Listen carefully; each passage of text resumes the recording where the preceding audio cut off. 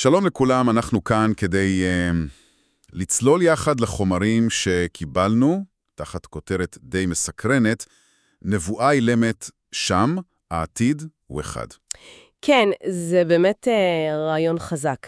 נבואה שצומחת לא מצעקה, אלא דווקא משקט, מהקשבה פנימית. בדיוק. והמקור אפילו מכניס את זה להקשר היסטורי רחב, מזכיר את אבו לאפיה, הארי, הבאשט, הוא מדבר על מין מחזוריות אפשרית כזאת של מכות חשמל רוחניות, אולי כל 300 שנה. נכון, והטענה היא שזה רלוונטי במיוחד, כאילו דווקא להיום, זה הקטע המעניין. אוקיי, אז בואו נפרק את זה קצת. המקור מתחיל מהניגוד הזה, שאי אפשר לפספס בין הרעיון של נבואה שאילמת, לבין, משהו קורה תרבות הרש שלנו.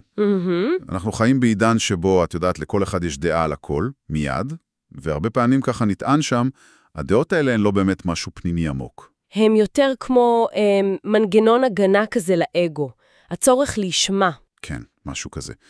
והנבואה האילמת היא מתחילה הפוך לגמרי, מהבחירה לא להגיב אוטומטית, לפנות מקום בפנים, להנמיך ווליום, מה שנקרא. ומה שמרתק בתיאור של השקט הזה, במקור, זה שהוא לא סתם היעדר צליל.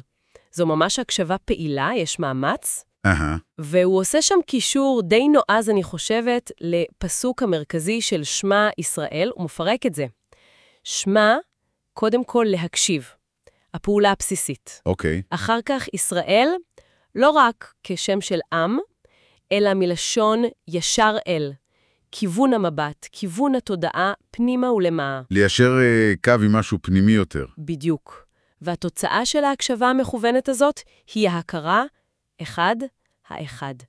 והחידוש הגדול שם הוא שהמילה אחד היא לא רק תיאור, היא השם.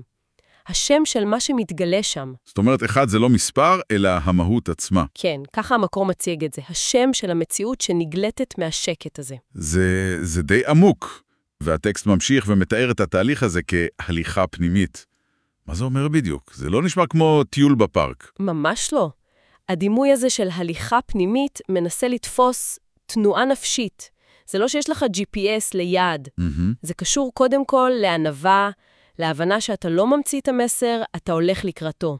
מקשיב לו, משחרר את הצורך לשלוט, לדעת הכל מראש. אז זה לא ממש תכנון. פחות תכנול, ויותר ניווט פנימי כזה, צעד אחר צעד, גם אם לא ברור לאן בדיוק הולכים. והמקור רומז שזה אולי מה שאפיין את הדמויות ההיסטוריות האלה שצוינו.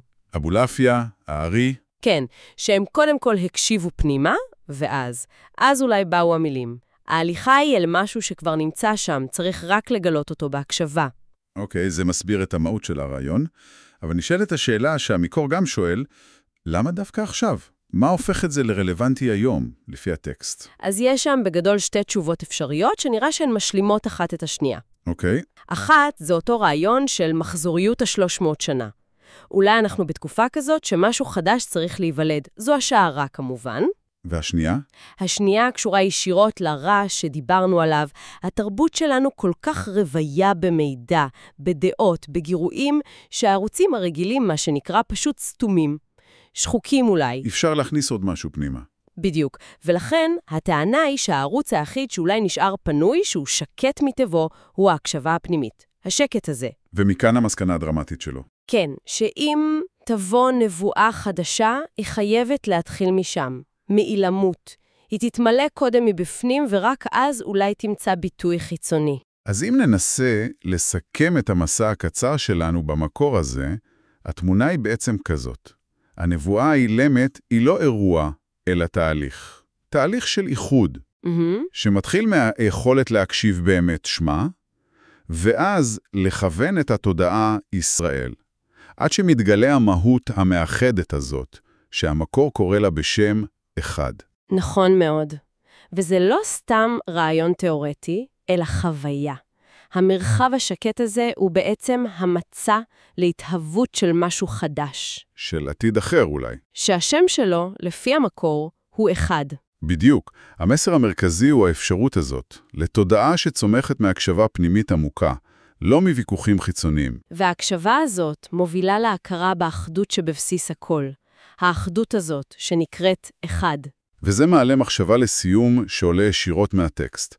אם שם העתיד הוא באמת אחד, מה זה אומר על איך פילוגים יכולים, אולי, להיפטר? מעניין. אולי הפתרון הוא לא בעוד דיון, אלא ביצירת מרחבים שקטים כאלה של הקשבה פנימית ביחד, שבהם האחדות הזאת תוכל להתגלות.